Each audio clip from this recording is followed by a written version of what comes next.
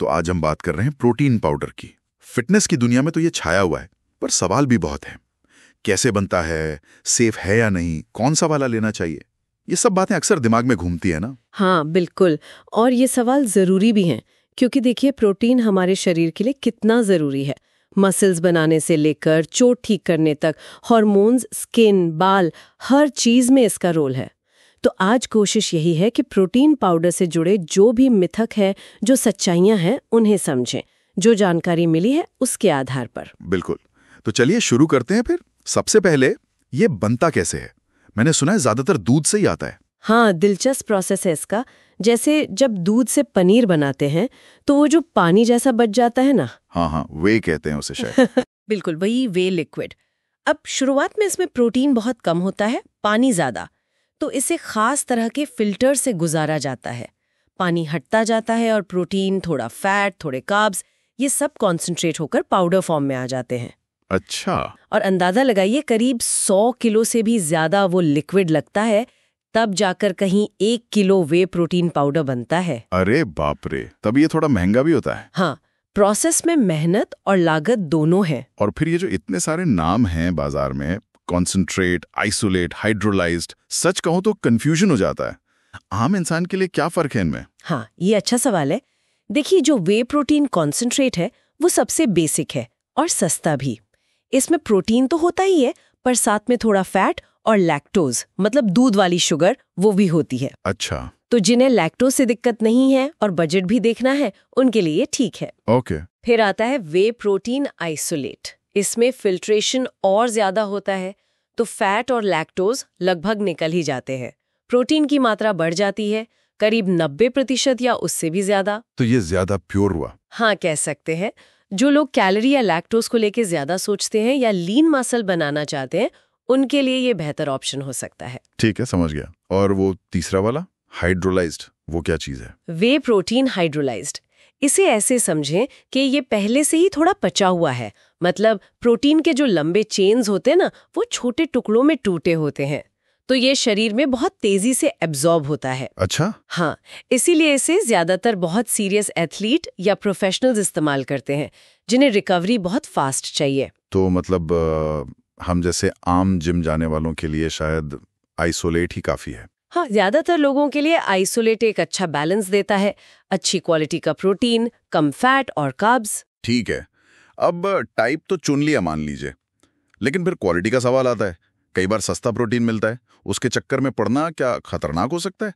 मतलब मिलावट वगैरह होती है क्या इसमें? ये बहुत ही जरूरी पॉइंट उठाया आपने। देखिए, सस्ता करने के लिए और ज्यादा मुनाफा कमाने के लिए कुछ कंपनियां गड़बड़ कर सकती हैं। एक आम मिलावट है माल्टोडेक्स्ट्रीन की। माल्टोडेक्स्ट्रीन, ये क्या होता है? ये मक्के से बना एक बहुत सस्ता पाउडर है। असल में ये कार्बोहाइड्रेट है और इसका ग्लाइसेमिक इंडेक्स चीनी से भी ज्यादा है। मतलब ये ब्लड शुगर को एकदम से बढ़ा सकता है और शरीर में फैट जमा होने में मदद कर सकता है। तो आप ले रहे हैं प्रोटीन सोचकर और मिल रहा है कुछ और ही। अरे यार, ये तो उल्टा नुकसान हो गया। बिल्कुल, इसीलिए हमेशा इंग्रेडिएंट्स लिस्ट पढ़ना बहुत जरूरी है। सिर्फ ये मत देखिए कि कितना ग्राम प्रोटीन लिखा है, ये भी देखिए कि और क्या क्या डाला है। आर्टिफिशियल कलर है, बहुत ज्यादा चीनी है, कोई और फालतू फिलर तो नहीं। इन सब से बचना चाहिए। सही कहा। और इसी मिलावट की बात से डर लगता है साइड इफेक्ट्स का। सुनते हैं कि किडनी खराब हो सकती है, चेहरे पे पिंपल्स आ जाते हैं। इसमें कितनी सच्चाई है? देखिए, अगर प्रोटीन अच्छी क्वालिटी का है, मतलब उसमें मिलावट नहीं है, और आप उसे अपनी जरूरत के हिसाब से सही मात्रा में ले रहे हैं, तो एक स्वस्थ इंसान के लिए ये आमतौर पर सेफ है। अच्छा। किडनी वाली जो बात है, हाँ, अगर किसी की किडनी पहले से कमजोर है, मतलब उन्हें पहले से कोई किडनी की प्रॉब्लम है, तो ज्यादा प्रोटीन उनकी किडनी पर लोड बढ़ा सकता है। लेकिन अगर आपकी किडनी स्वस्थ है, तो सामान्य मात्रा में अच्छी क्वालिटी का प्रोटीन लेने से कोई खतरा नहीं होता। और पिंपल्स का क्या? पिंपल्स की बात करें तो कुछ स्टडीज में ऐसा देखा गया है कि ज्यादा प्रोटीन लेने से IGF-1 नाम का हार्मोन थोड़ा बढ़ सकता है, और ये हार्मोन कुछ लोगों में, खासकर जिन्हें पहले से मुहासों की दिक्कत है, उनमें पिंपल्स को बढ़ा सकता है। अच्छा। तो मतलब ये हो सकता है। हाँ, ये संभव है, पर हर किसी के साथ हो ऐसा जरूरी नहीं। और हाँ, कुछ लोगों को शुरू में थोड़ी पाचन की दिक्कत जैसे गैस या ब्लोटिंग हो सकती है। इसलिए फाइबर वाली चीजें जैसे सलाद, सब्जियां वो डाइट में जरूर रखनी चाहिए। और एक बात और, ये बच्चों के लिए बिल्कुल रेकमेंडेड नहीं है। ये जरूरी बात है। तो फिर कितना लेना चाहिए? कोई फिक्स डोज है? और क्या वो जो कहते हैं कि वर्कआउट के तुरंत बाद पियो, वही बेस्ट टाइम है? नहीं, देखिए कोई मैजिक नंबर तो नहीं है।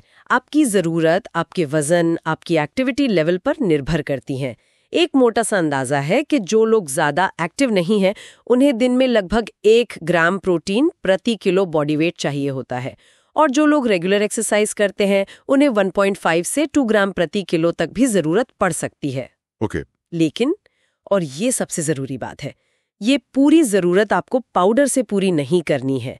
आपकी पहली कोशिश हमेशा असली खाने से प्रोटीन लेने की होनी चाहिए, जैसे अंडा, चिकन, मछली, दालें, पनीर, टोफू। हाँ, नेचुरल सॉसेस, बिल्कुल। सप्लीमेंट का काम सिर्फ उस गैप को भरना है जो आपके खाने से पूरा नहीं हो पा रहा।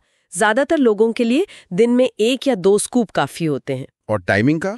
टाइमिंग की बात करें तो हाँ, वर्कआउट के आसपास लेना फायदेमंद हो सकता है, चाहे पहले या बाद में, क्योंकि उस समय आपकी मसल्स को रिपेयर के लिए प्रोटीन चाहिए होता है। तब पानी के साथ लेना बेहतर है ताकि जल्दी पच जाए। अच्छा, पानी के साथ? हाँ, बाकी समय जैसे सुबह नाश्ते में या रात को सोने से थोड़ी देर पहले लेना चाहें तो दूध के साथ भी ले सकते हैं, वो थोड़ा धीरे पचेगा। ठीक है, ये क्लियर हुआ। अब आखिरी सवाल, बाजार में असली नकली का भी तो खेल होता होगा। कैसे पहचाने कि जो खरीद रहे हैं वो असली है? हाँ, ये चिंता बिल्कुल जायज है, खासकर जब मिलावट की बात पता चलती है। तो सबसे पहले, जैसा मैंने कहा, इंग्रेडिएंट्स लिस्ट को ध्यान से पढ़ना है। दूसरा, अच्छी और भरोसेमंद कंपनियां आजकल प्रोडक्ट की पहचान के लिए तरीके देती हैं। जैसे डब्बे पर कोई QR कोड हो सकता है जिसे आप उनके ऐप से स्कैन करके चेक कर सकते हैं, या फिर एक स्क्रैच कोड होता है जिसे उनकी वेबसाइट पर डालकर वेरीफाई किया जा सकता है। अच्छा, हाँ, देखा है मैंने। हाँ, कई बार होलोग्राम स्टिकर भी होता है, और अगर ब्रांड बाहर का है तो इंडिया में उसका ऑथराइज्ड इंपोर्टर कौन है उसका स्टिकर लगा होता है, जैसे ग्लैम्बिया या ब्राइट कमोडिटीज, कुछ बड़े नाम है। ओके, तो ये सब चीजें चेक करनी चाहिए। बिल्कुल, इन छोटी छोटी चीजों पर ध्यान देने से आप नकली माल खरीदने से बच सकते हैं, और हमेशा किसी भरोसेमंद दुकान या ऑथराइज्ड ऑनलाइन सेलर से ही खरीदें। तो कुल मिलाके बात ये समझ आई कि प्रोटीन पाउडर एक सप्लीमेंट है, मतलब एक सहायक चीज। ये खाने का रिप्लेसमेंट नहीं है। इसकी क्वालिटी, इसमें क्या डला है और कितना ले रहे हैं, इन सब पर ध्यान देना बहुत जरूरी है। बिल्कुल सही कहा आपने। ये एक टूल है, इसे समझदारी से इस्तेमाल करना है, अपनी जरूरत के हिसाब से, और ये देखते हुए कि आपकी बॉडी पर इसका कैसा असर हो रहा है।